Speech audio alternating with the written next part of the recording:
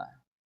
Fried के अनुसार अचेतन इच्छाओं से उत्पन्न मानसिक द्वंद्वों के कारण ही मानसिक विकृति उत्पन्न होती है। इस द्वंद्व की उत्पत्ति में गत्यात्मक पक्ष का हाथ होता है। इग में परस्पर विरोधी जो है मूल प्रवृत्तियां होती है, जिन्हें जीवन मूल प्रवृत्ति तथा मृत्यु मूल प्रवृत्ति कहते हैं। जीवन मूल प्रवृत्ति को सकारात्मक एवं रचनात्मक क्रिया के लिए बाध्य करती है, जबकि मृत्यु मूल प्रवृत्ति व्यक्ति को विध्वंसात्मक या ध्वंसात्मक क्रिया के लिए बाध्य करता है, अतः यह सुख के नियम पर कार्यरत करता है। ठीक इसके विपरीत सुपर ईगो जो नैतिकता के नियम पर कार्य करता है। इन दोनों के बीच ईगो होता है जो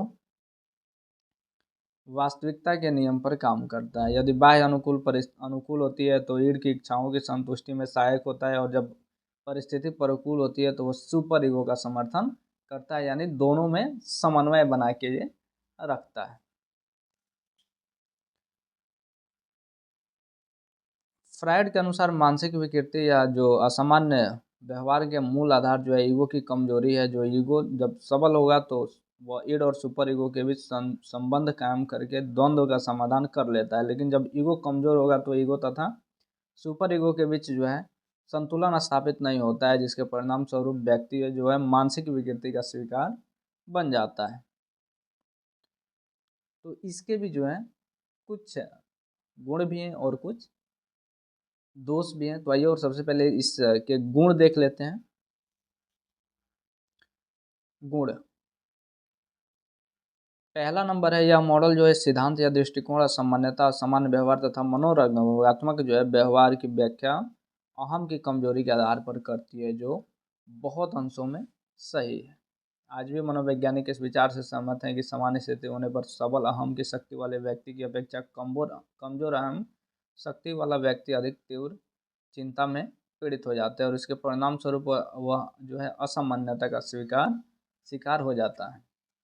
इसके बाद दूसरा नंबर है,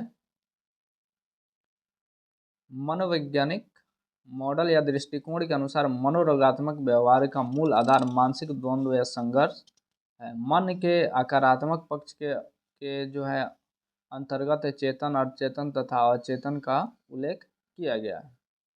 फ्राइड के अनुसार अनैतिक अथवा सामाजिक इच्छाओं की संतुष्टि सामान्य रूप से नहीं होने पर उसका चेतन जो है दमन अचेतन में हो जाता है। अचेतन के स्तर पर भी ऐसी इच्छाएं अपनी संतुष्टि के लिए प्रयत्नशील रहती है, फलस्वरूप मानसिक द्वंद्व उत्पन्न होता है, जिसके आधार पर जिसका समाधान मनोरंगात्मक व्यवहार के रूप में होता है।